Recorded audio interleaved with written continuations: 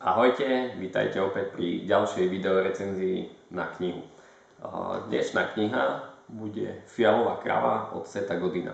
Túto knihu som dočítal pred krátkou chvíľou, takže vám sprostredkujem také aktuálne dojmy.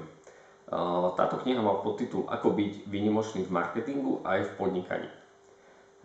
Kniha sa vlastne zameriava na to, že rozpráva o starých formách marketingu, ktoré sú už v podstate mŕtve a už sú neefektívne.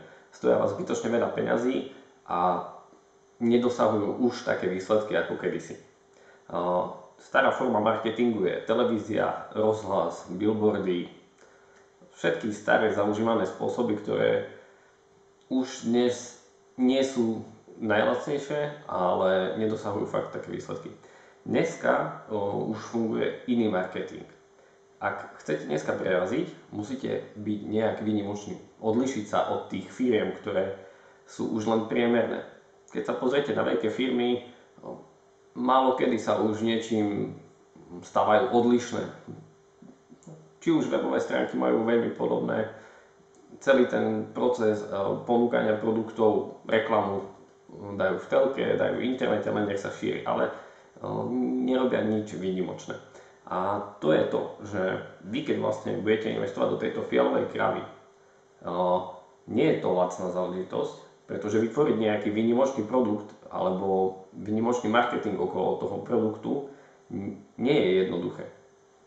Ale ak sa vám to podarí, dosiahnete veľké výsledky.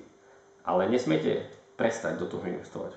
To, že spravíte jednu fialovú kravu, neznamená, že zmeníte celý svet. Vy musíte ďalej pokračovať, ďalšie nové nápady, znova ďalšiu fialovú kravu musíte vytvoriť. Iba tak budete úspešní dlhodobo. A v tejto knihe nájdete množstvo ukážok, množstvo názorných príkladov firiem, ktoré sa odlišili a vďaka tomu sa vyšvihli hore.